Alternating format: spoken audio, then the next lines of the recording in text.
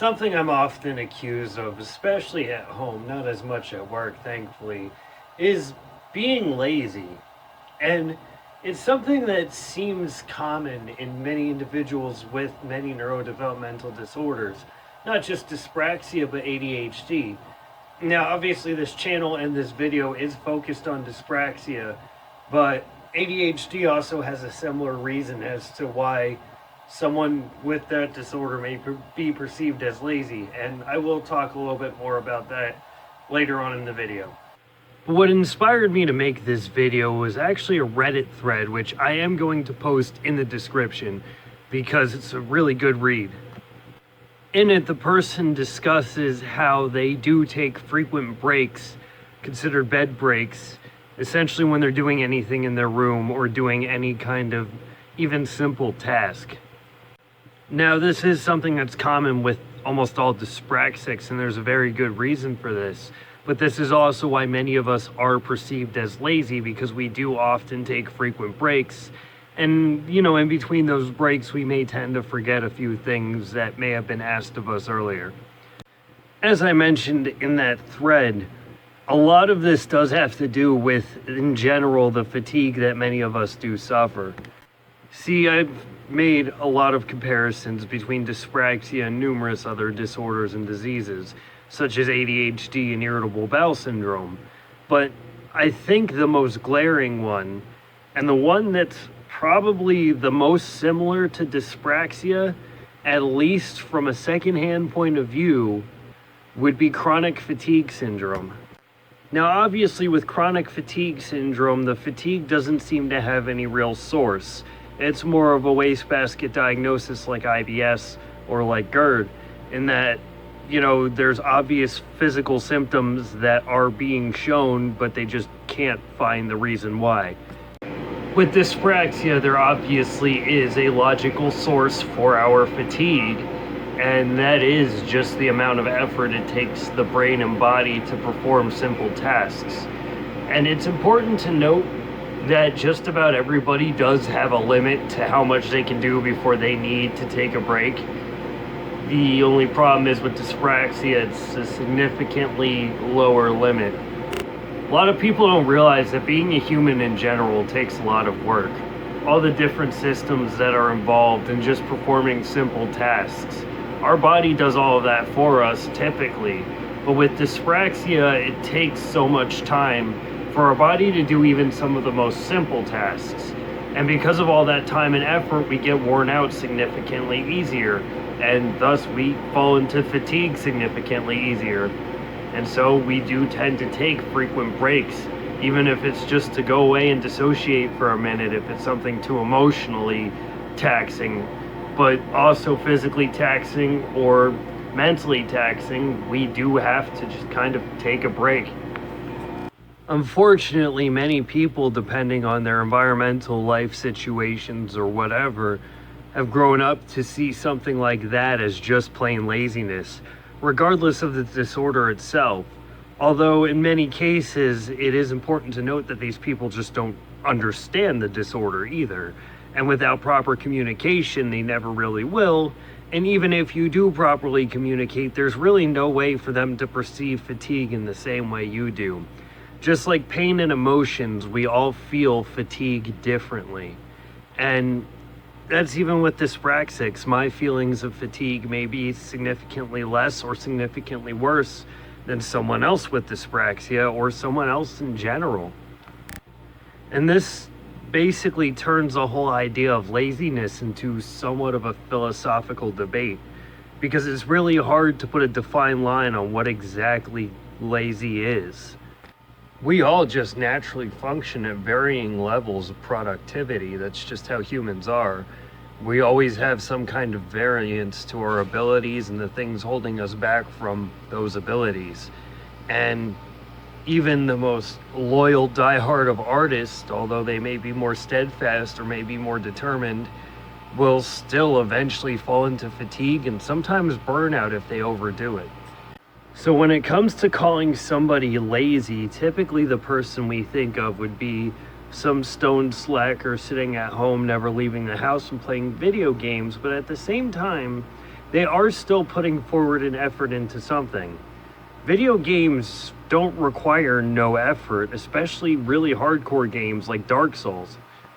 And it can be argued in the most popular, most bought game of all time, Minecraft, a personal favorite of mine, a lot of it involves a sizable amount of productivity in order to get things done, especially if you play in survival, but even in creative, the amount of effort it takes to make any kind of art. And art itself could be considered both recreation and a job. So at what point does this productivity become laziness? Inherently, we as humans are always doing something. It's part of just how we work. It's the reason why if we go so long without working, we tend to fall into a really deep depression. Simply put, we live to be productive. That's just kind of how human evolution works. Even in times where it would be considered recreation, we still do try to be productive in our recreational time. Various hobbies do exist that involve just as much, if not more, productivity than a day-to-day job. Things like carpentry or making benches or making any kind of art that requires physical skill. Even something as simple as playing the guitar. I'm sure many of my fellow Dyspraxics will tell you playing the guitar is not an easy thing to pick up. But then when we actually do fall into, say, some form of recreation that does require no effort, like sitting back and watching a YouTube video or laying and resting and taking a nap, at what point is there too much of that and not enough productivity? Especially because if you're anything like me, you usually are watching YouTube while playing a video game, typically a podcast like the Joe Rogan Experience. It's very rare to find any human being not actually being productive, and even then, they're not doing something as a result of something typically more serious. Most of the people that we, even I myself, would consider naturally lazy are actually suffering from something a lot more drastic than most people would think.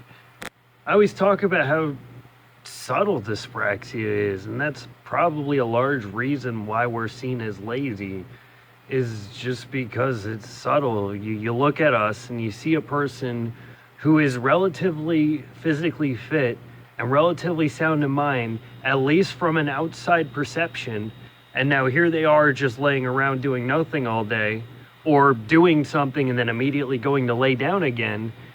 It's gonna look like laziness. It's just that they don't understand. And really, unless you bring it up and actually communicate these things across, there really is no way for them to understand. It's not as simple as sending someone a Wikipedia link or a Mayo Clinic entry on dyspraxia and being like, oh, here you go, this is what I got, because it's still not going to give them all the context they need. And this is where we get to two of the hardest limitations when it comes to dyspraxia. First one is recognizing your limitations to begin with. After all, New Year's wasn't too long ago. I'm sure many of us set New Year's resolutions, most of which that won't be met. But in general, as dyspraxics, especially with how subtle our disorder is, even we ourselves can't really tell our limitations till we actually go and try something, and then kind of realize it the hard way and get knocked into a deep depression. But even then, we'll still keep pushing, even if it is a fruitless effort. So really, it's a balance of trying to figure out what your limitations actually are, trying to come to terms with them, while also accentuating as many of your strengths as possible. And this is a really hard balance to meet. It's not something that even most people without dyspraxia can do. The second issue is when we get into communication, and this is where ADHD comes along. See, a large part of what we consider laziness is actually apathy, or the lack of care or need or want to put forward an effort into whatever the task is. Now, just like dyspraxia, ADHD heavily affects one's focus, but unlike dyspraxia, the primary focus of ADHD is, well, focus. And whether it's the ADHD making your brain go 1,000 miles per hour, or the dyspraxia kind of having the opposite effect by taking so much time to do simple tasks, you take an outside task that would require a sizable amount of effort, and it's so easy to be apathetic to it because there's so much taking your focus away from just about everything but what is in your immediate vicinity and what seems the most beneficial to you immediately. And again, this is where a lot of our impulsivity comes from as well. And impulsivity, on top of a frequent need for breaks, ends up leading to us using these puppies. Don't start smoking. This is a bad idea. I mean it. I really wish I never started. But as Dyspraxics, this is probably the key thing that affects our day-to-day lives, is just managing tasks in general. This is why a lot of these disorders are considered learning disorders, not as much because our intellect or our ability to learn is affected, but our ability to focus on just about anything is affected. And so learning is kind of hard if you can't focus on what you're trying to be learning, especially in the more recent classroom settings. And I went to school and we didn't have laptops in every class like they do now. So even then I was struggling. If you could imagine actually doing all your school on a computer with internet access, yeah, that focus is really hard to keep. But being the primary issue of things like dyspraxia and ADHD, this knock-on effect of us seeming lazy can cause a lot of hard feelings with a lot of people, especially those that we live with, work with, or even just commute with regularly, because it may seem like we're more lazy than we actually are. In essence, it is that we are suffering what is essentially chronic fatigue as a result of our disorder. You throw the memory problems on top of that, and again, half the time we forget what we were supposed to do anyway. And so, there are a couple ways of kind of remedying this. Obviously, having a list of things that are expected of you. But I think at the end of the day, it all just comes down to somewhat prevention more than treatment. And by that, I mean when you start a position or you move into a new place with some new roommates or whatever, try to communicate what your needs and limitations are, and again, make sure you know what they are too, so you're not caught off guard as much as they are. And it's really difficult to get to that point. It requires a lot of trial and error. So I could try to give you tips, but all our lives go in completely different paths. So unless I know your whole story up until this point, I can't really give any real specific advice besides this.